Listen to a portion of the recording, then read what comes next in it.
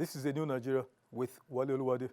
This is your current affairs program where we critically examine those strategic issues that bedevil Nigeria's developmental aspirations and boldly offer simple, practical, but audacious ideas on building the Nigeria of our collective desires. Today's episode of the program is a continuation of what I did last week, what I titled The Necessity of Winning, of a Winning Team. We're continuing today because I believe strongly there are parts that I didn't include in the first episode. Of course, there is only so much you can pack into a 25 or 27 minutes TV program. So I would use this second episode to wrap up on that presentation. But I'll take this short break, and when I return, I'll get right into it. Please stay with me.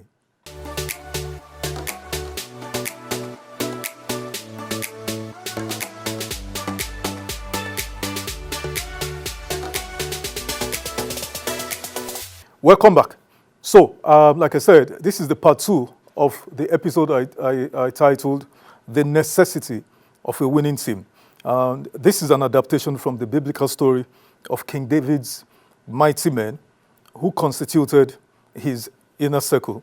They were fearsome, valiant, mighty, but importantly, wise men.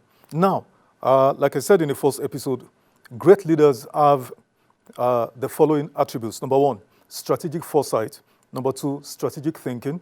3, excellent teams or great teams. Number 4, personal integrity and great discipline. Now, what are some qualities of winning or excellent or great teams? What are some of the qualities or attributes of a winning or an excellent or great teams? Number 1, winning teams are results-oriented.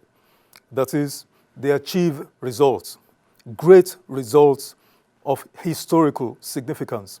Like China, under its former leader, Deng Xiaoping, where they lifted 800 million Chinese people from poverty in 30 years. Or under Lee Kuan Yew, the founding prime minister of Singapore, that moved, he and his team, moved Singapore from third world to first in a single generation.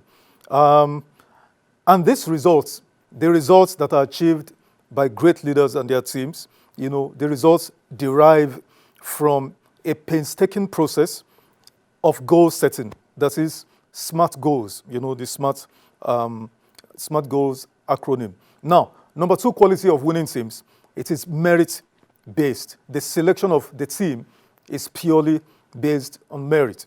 And here, let me use the example of a bank in Nigeria called Guaranty Trust Bank. At its founding, the 2 principal founders were Mr. Tayo Aderinokun and Mr. Fola Adiola. But then they got a group of young men that they mentored and groomed. And 3 of these in particular. Number 1, Mr. Aigboje Imokwede. Number 2, a certain Mr. Herbert Wigwe, and also a certain Mr. Shegun Agbaje, amongst a slew, of others. Guess what? Today, Mr. Shegun Agbaje is the current CEO of the holding company of Guaranty Trust Bank. And then Aig Imokwede and the departed Herbert Wigwe, went ahead to start Access Bank. These 2 banks are worth currently billions of dollars. And I also remember here the value of choosing people purely on merit. IBTC Bank was founded by Mr.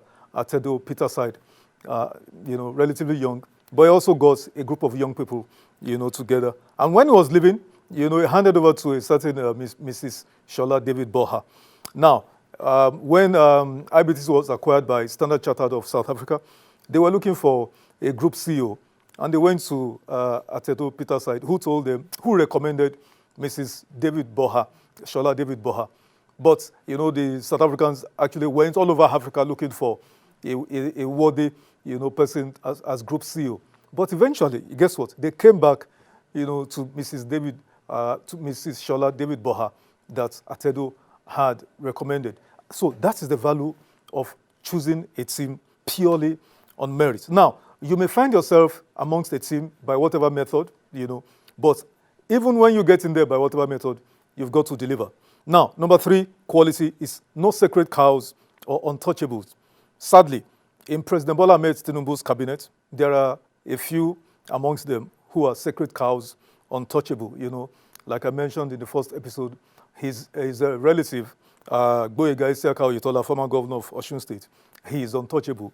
Some of the holdover ministers or commissioners from when he was governor of Lagos State, they would seem to be untouchable. Now, let me give another illustration. When King David refused to punish his son's bad behavior, what happened?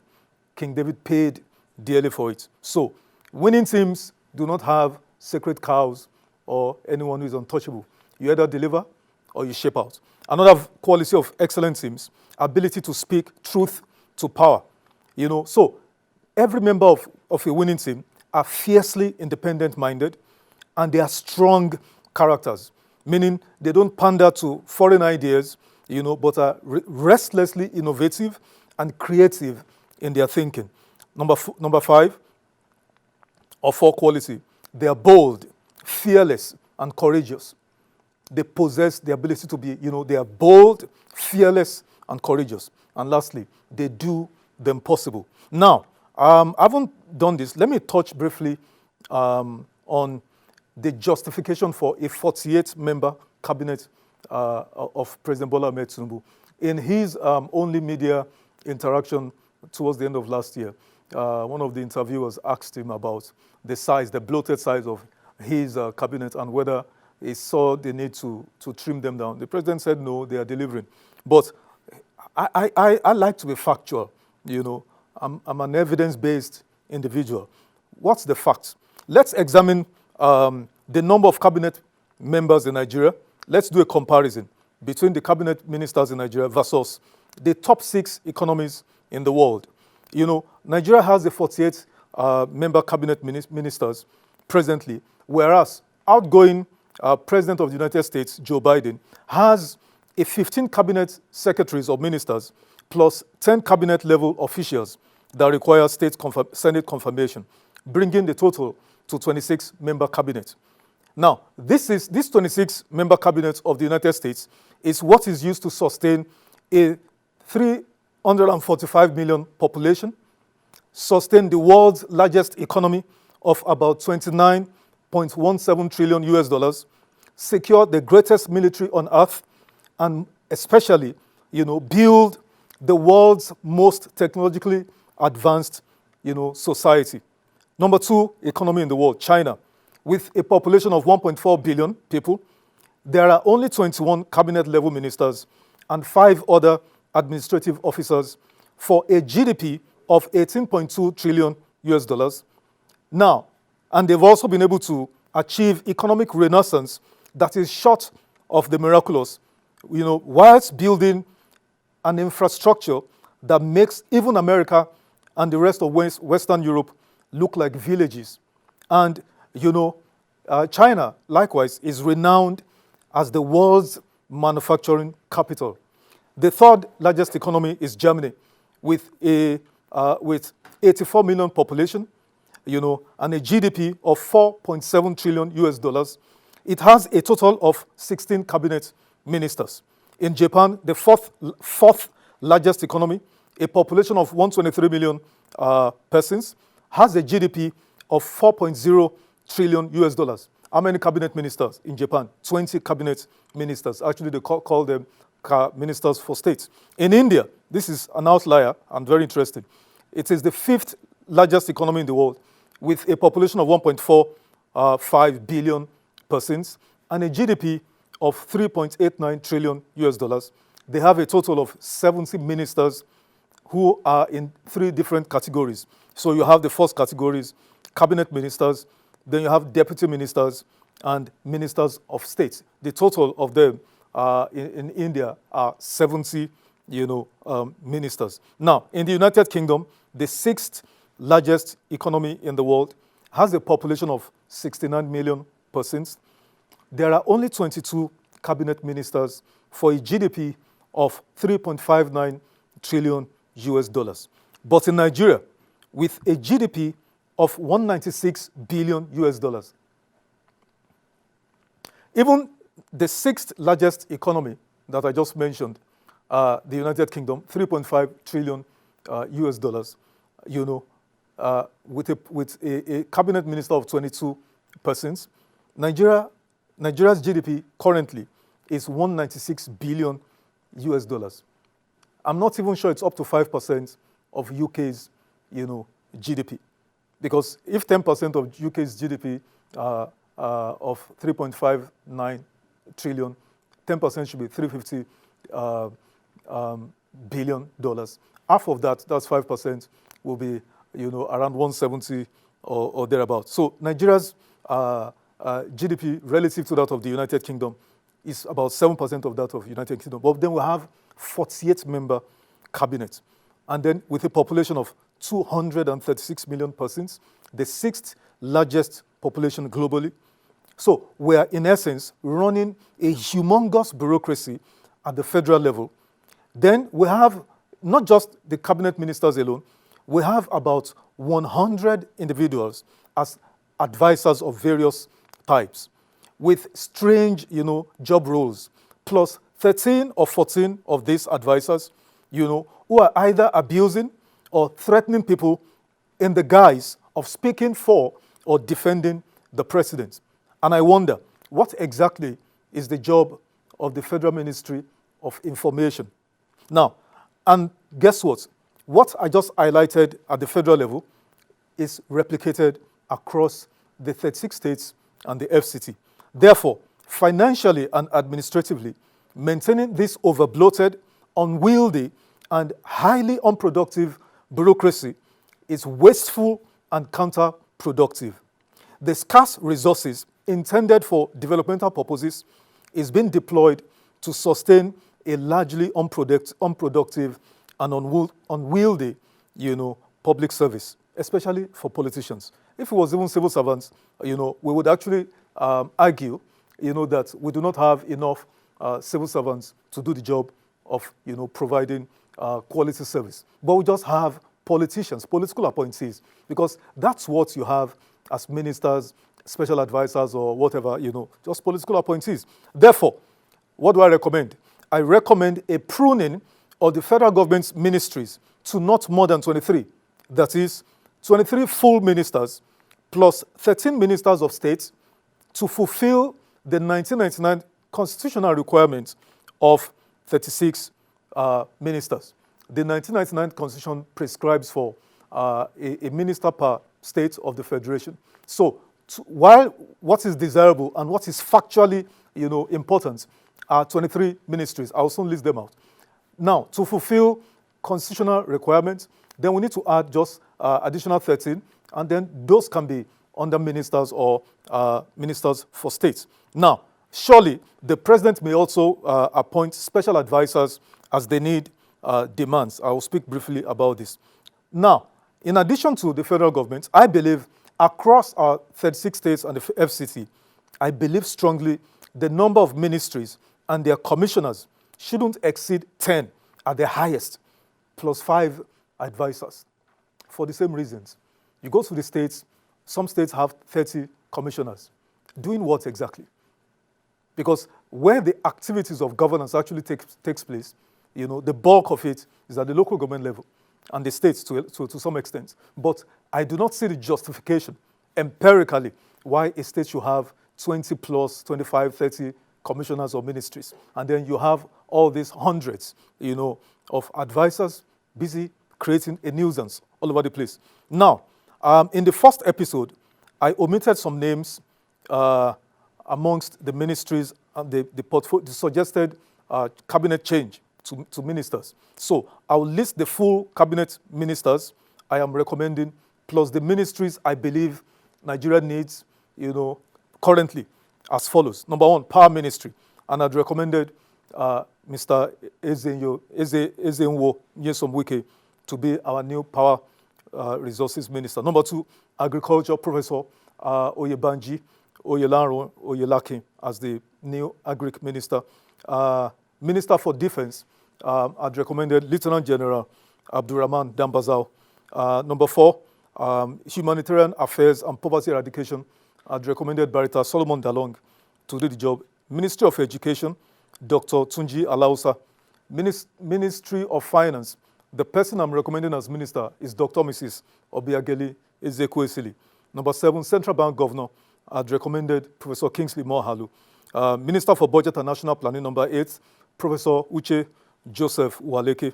Number 9, Petroleum Ministries. You know, there's no need having 2 ministers, one for gas, one for, petrol or whatever. Just put the 2 together under one minister, and the president does not have to be minister for petroleum. And the person I'm recommending is Engineer Mele Kiari. I think he's done a fantastic job at the Ministry of Petroleum Resources. Now, that does not mean whatever has gone on there for years should not be probed. The NNPC needs to be probed. And then even after the refineries have been completely revamped, they need to be 51% of the federal government stake in those refineries needs to be sold to private sector for the refineries to continue to function efficiently and effectively. And number 11 is the Works and Housing Ministry. Why the president thought it was wise to split this ministry into 2, so you had works and then you have housing and urban development. No, we'll collapse the housing back into Ministry of Works, and so we'll retain it under Engineer Dave Umahi. And I'd said, let him focus, laser focus on our interstate trunk A, roads for efficient movement of goods and services. And we not go back wasting money on turnaround maintenance. We need to cede control of the refineries, to private sector, just like the NLNG model I talked about over and over again. Number 10, Transportation Ministry. I didn't mention minister then. I think the current Minister for Interior, Tunji Olubumi Ojo, should be moved to Transportation Ministry, and the target is just to develop rail lines. Now, Health Services, of course, Professor Mohamed Ali Pate. Number 12, Steel and Solid Minerals. Why do you have Ministry of Steel separately from Solid Minerals? Why? It's a waste. So put the 2 together and retain Mr. Dele Alake, one of the president's untouchables. But I think Dele Alake is doing a good job. So I'll retain him as Minister for Steel and Solid Minerals. Aviation Management, Festus Keyamo is doing a good job. He makes noise, but he's doing a good job. I would retain him there. Science and Innovation, the guy who's there currently, I don't know what he's doing. So we need to find a competent hand as Minister for Science and Innovation. Now, Trade, Industries and Investment, number 15, Dr. Jumoke Oduwole. She's new, relatively. I haven't heard much about her plans for this ministry. And essentially, is to incubate medium, small, and micro, even nano enterprises across the 6 regions of Nigeria. The engine of economic growth, pulling people out of poverty, giving jobs to our youth is the MSMEs. So I need to hear clear plans, going forward on MSMEs incubation from Dr. Jumoke Oduwole, and we'll still retain her in that ministry. Number 16, Interior, Minister for Interior. Like I said, we need to move Mr. Tunji Olubumi Ojo from Interior. He's done enough on immigration. I wish he had focused his time also on the correctional services, revamp our prisons, our correctional facilities to be humane, to be a place where that is fit for human beings, because from the name, correctional facilities, but you actually put people there and they are dehumanized. You are not correcting anybody when you take them to the present prison the way it is presently. Number 17, Attorney General and Minister for Justice. I will retain Mr. Lateef Fagbemi. I think he's doing a good job. Communications and Technology, Mr. Bosun Tijani. I haven't heard much from him apart from speaking Cockney English or whatever. I don't know what he's doing in that ministry. If he's not ready to perform, we should ship him out and find someone who is willing to do the job. Minister for Information, number 19, Information and Orientation. The man there is doing a good job, and I will retain him there. Foreign Affairs, Ambassador there is doing a good job. I will retain him. FCT Ministry needs a new minister. Barrister Wike has done a good job in fixing all the bad roads and the uncompleted roads in the city metropolis. But I think, Mr. President, you can find a good man, somebody who is focused, who is decisive, to continue from where Barrister Wike has left. Labor and Employment, okay, Nkiru Onyejiocha, I think we'll leave her there. Now, 23, the last one I'm recommending, we need to merge Ministry of Women and Youth Development, and then we'll find a competent woman, a capable woman to head that ministry. There's no point having two separate ministries, women and then youth. No, merge the two together and find a capable woman to head the ministry. Now, any ministry outside of this that I've listed, 23 ministries, should be scrapped and their functions merged with other MDAs.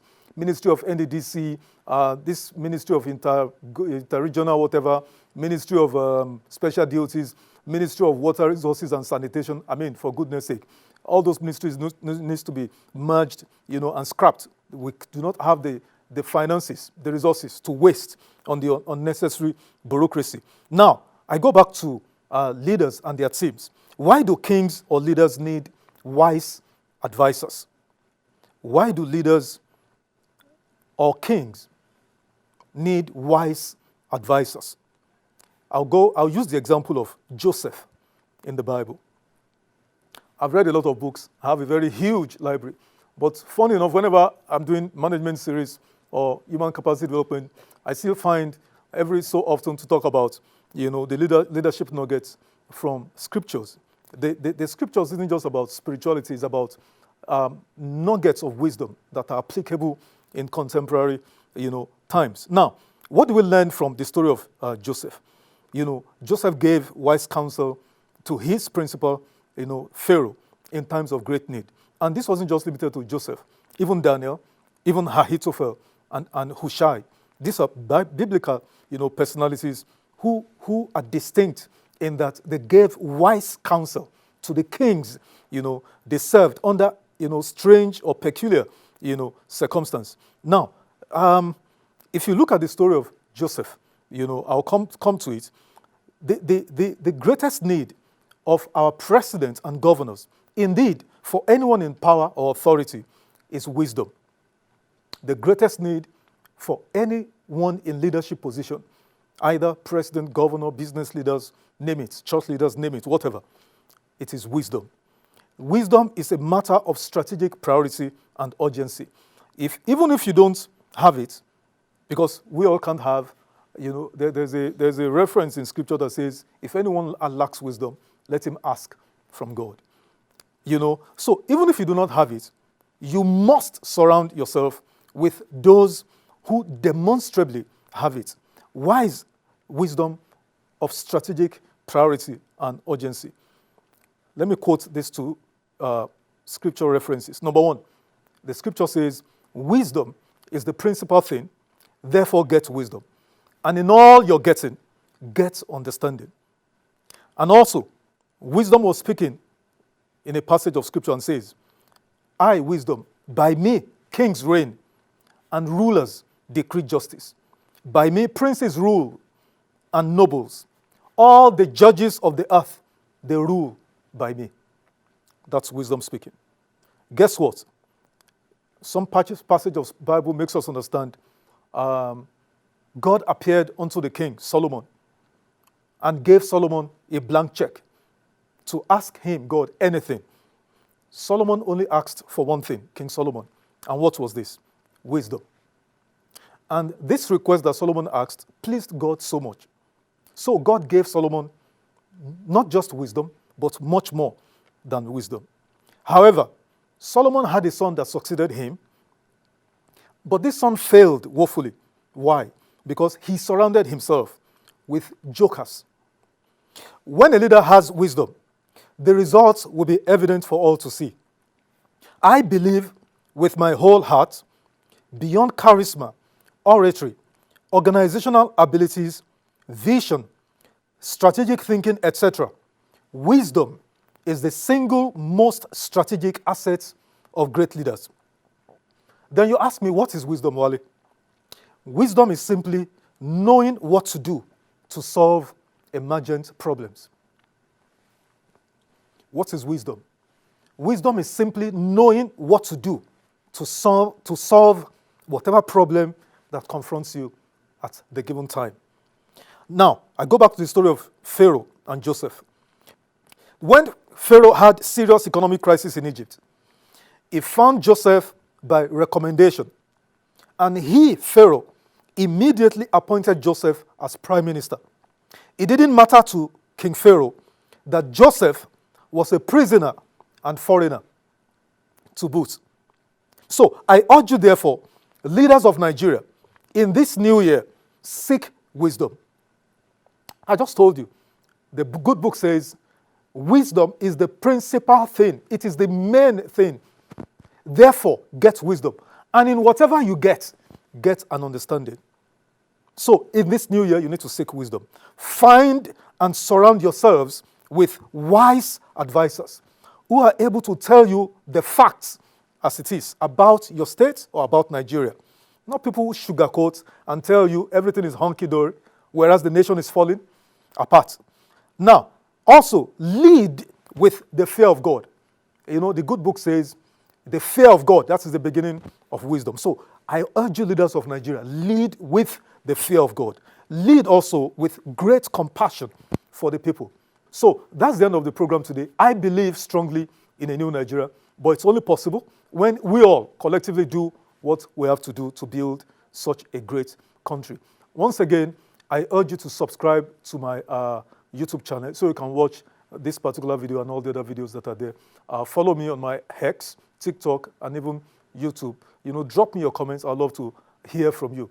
Again, you know, before I go, I urge you to support this program through generous donations or advertisements. You know, we need to keep this program on air. I think this program is critically, you know, important as a developmental platform. You know, we don't do politics here, and I'm not capping those who do politics. Everyone has got their own calling. My calling is to build a new Nigeria. So support this program to keep it going. You know, I'll see you next time. Thank you for spending your time with me. My name remains Olawale Oluwade. Bye for now.